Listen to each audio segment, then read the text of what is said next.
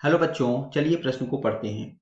मानव युग्मनज से अपरा द्वारा गर्भाशय भित्ति से संलग्न होने तथा ब्लास्टोसिस्ट के निर्माण तथा भ्रूण विकास का सचित्र वर्णन कीजिए। इस प्रश्न की मुख्य अवधारणा मानव युग्मनज से अपरा द्वारा गर्भाशय भित्ति का संलग्न होना एवं ब्लास्टोसिस्ट का निर्माण तथा भ्रूण विकास से संबंधित है। तो सबसे पहले अपरा द्वारा मानव भ्रूण का गर्भाशय भित्ति से संलग्न होना, फिर ब्लास्टोसिस्ट निर्माण एवं भ्रूण के विकास के बारे में। सर्वप्रथम नर एवं मादा युग्मक आपस में मिलकर निषेचन द्वारा युग्मनज का निर्माण करते हैं। यह युग्मनज भ्रूणीय परिवर्धन की अवस्थाओं, जिसे हम मॉरुला, ब्लास्टुला, गैस्टुला कहते हैं, में परिवर्तित होती है। इस युग्मनज में विदलन की प्रक्रिया होती है, जो एक प्रकार का तीव्र समसूत्री विभाजन है, जिसमें नई बनी हुई कोशिकाएं वृद्धि से पूर्व ही विभाजित हो जाती हैं और इसमें कोशिकाओं की संख्या जो है वह 16 होती है। मारुला अवस्था में 16 कोशिकाएं होती हैं। मॉरुला से जब गैस्ट्रुला बनेगा तो यहाँ पर केंद्र में या भीतर की ओर कुछ रिक्त स्थान विकसित हो जाता है, जिसे हम गुहा कहते हैं, और बाहर की जो परत है, इस परत को हम ट्रोफोब्लास्ट कहते हैं। यह परत जो है ट्रोफोब्लास्ट है और अंदर जो खाली स्थान है उसे हम गुहा कहेंगे।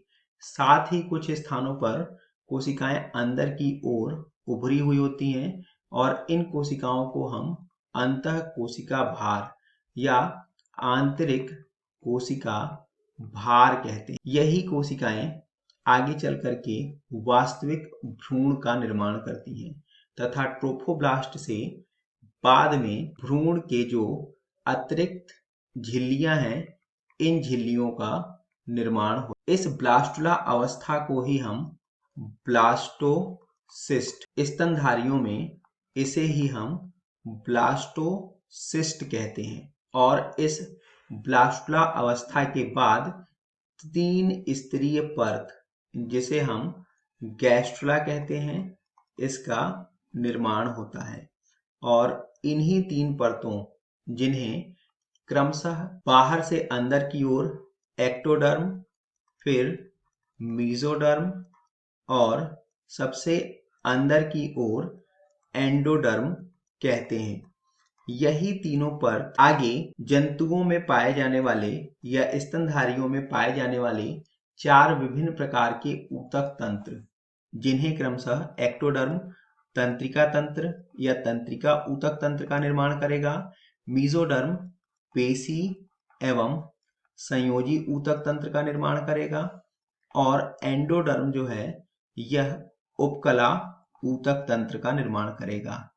आगे इन्हीं ऊतक तंत्रों से पूरे शरीर का विकास होगा और इस भ्रूण निर्माण की जो प्रक्रिया है, मानव में लगभग 9 माह तक चलती है। ये युग्मनज से लेकर के गैस्ट्रुला अवस्था तथा गैस्ट्रुला अवस्था से आगे की जो प्रक्रियाएं हैं, इन समस्त प्रक्रियाओं को एक साथ हम भ्रूणीय परिवर्धन बोलते हैं। और मानव में इस पूरी प्रक्रिया में लगभग 9 माह का समय लगता है। 9 माह में भ्रूण पूरी तरीके से परिपक्व हो जाता है और इसके बाद नवजात का जन्म होता है। आशा करते हैं आपको समझ आया होगा। धन्यवाद।